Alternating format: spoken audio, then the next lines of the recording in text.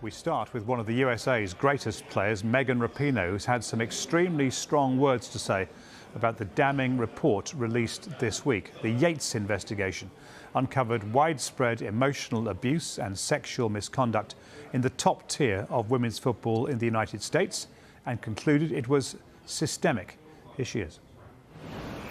I mean, it's horrifying. Obviously, I'm sure everybody read the report and, have read all the reporting that's been going on the last year. I mean, it's even when you know it, it's just horrifying over and over to read. It's been difficult for the players. Some of those players play in those clubs, have been coached by those coaches, likely have been abused in one form or another by some of those coaches or in some of those environments or different environments, youth environments, whatever it may be.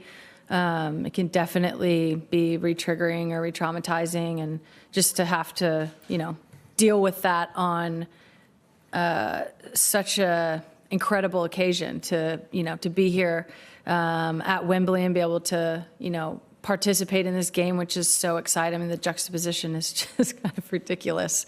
I think Becky said it yesterday. We're, angry and exhausted and together and unified. So it's kind of all of it. It's nice to be here together as a team. I feel like it's really powerful for us all to be together as a national team and be able to speak, on behalf of all of this. Whenever Becky speaks or I speak or anybody speaks, it's, on behalf of everybody here. So it has been very difficult. I can't even imagine for, the players most affected, or just the names that we know and probably a lot of the names that we don't know. So just thinking about them and trying to keep together as a group. Vlatko's been amazing and just giving us the space and just taking the time to, acknowledge what we're going through and understanding that it's not just something that you acknowledge and move on from, giving space for people if they need to take time or take practices or take meetings or whatever. In a way, I mean, it's really sad to say, but in a way, I think we're used to having to deal with one thing or another. It seems to bring us closer and, definitely unify the team. And it's just one of those sort of intimate environments that we're in that we're used to taking on a lot and playing in these kind of conditions. And I think being able to be on the field, to have, not just a head coach, but an entire staff that, supports us fully on and off the field, where we can step on the field and do our job, is something that I think is a safe haven for all of us, and we're really looking forward to. But yeah, it's been, really difficult, I think, for everyone, probably in, the entire landscape of women's sports. Nobody ever wants to see anything like this, but hopefully this can be, a moment in time that you say none of this ever happens again. Megan Rapinoe speaking at Wembley Stadium, where we can talk live now to Anton Tolui, who was in that news conference. What did you make of what you had to say?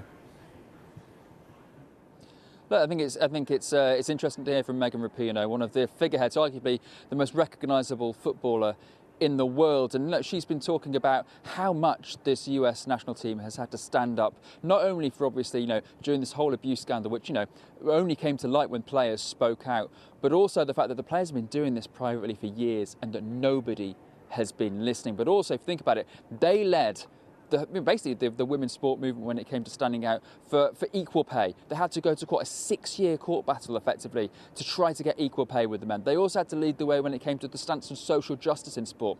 So, Megan Rapinoe kind of basically saying the players are emotionally exhausted, but they do have, as you can see the players training over my shoulder here at Wembley Stadium, they do have this huge game this week to bring them all together.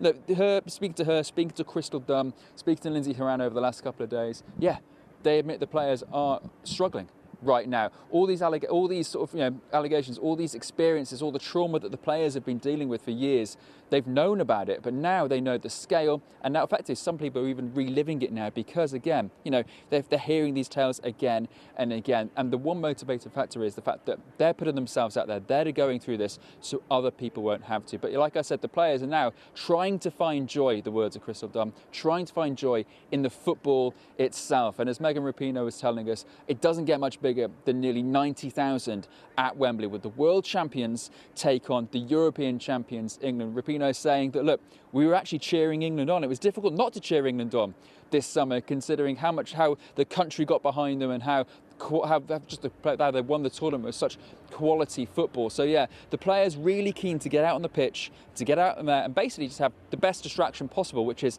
a massive, massive game here at a sold-out Wembley tomorrow night. Well, let's focus on that, since you've led us in that direction without in any way belittling the significance of what's been revealed this week. Let's focus on the game. England obviously have some players missing. The USA have this enormous distraction.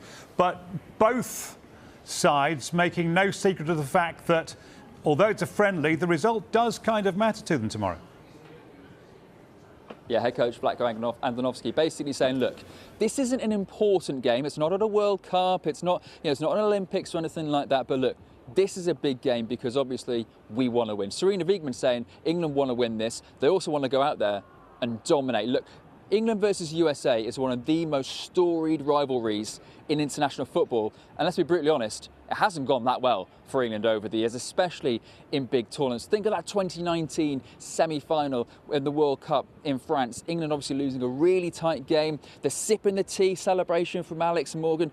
These two teams consistently know, well, USA know they're always pretty much the best team in the world going into a tournament. England want to be there. England have always been just on the periphery. This is their chance now, as European champions, to go out there and show to the US, 9 months before the World Cup? No, we're coming for you. And that is what quietly England are trying to do. And that's what the US here are preparing for, to just say to them, no, your time isn't just yet.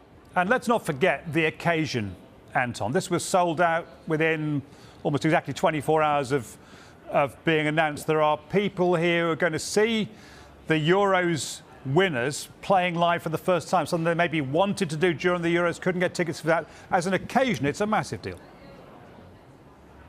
Yeah, absolutely, and Megan Rapinoe is the first to say that. Think about the huge games she's played in her career, World Cup finals, playing at Olympics and that kind of. She's saying that this game tomorrow night, a sold-out Wembley Stadium, will be one of the biggest nights in her career as well. And she was first to say, look, you've got to take your hat off to what England and European football is achieving right now. Getting this number of people into stadiums. Obviously, in international football, you saw at the Camp Nou, didn't we? 95,000 people turning up for games. Attendance is going up and up in domestic leagues as well. And there is obviously a huge movement going on within women's football. The success obviously helps. But yeah, even the players are kind of saying, look, sometimes you've just got to take a step back and enjoy the moment and enjoy what's being achieved on the pitch and what's being achieved in the stands. So yes, as we've been saying, look, absolutely one story is overshadowing this game, and that is the horrific conditions that players have been putting up with for a long, long time. The saving grace is that the football is finally being recognised, and these players being recognised as world-class athletes at the highest level.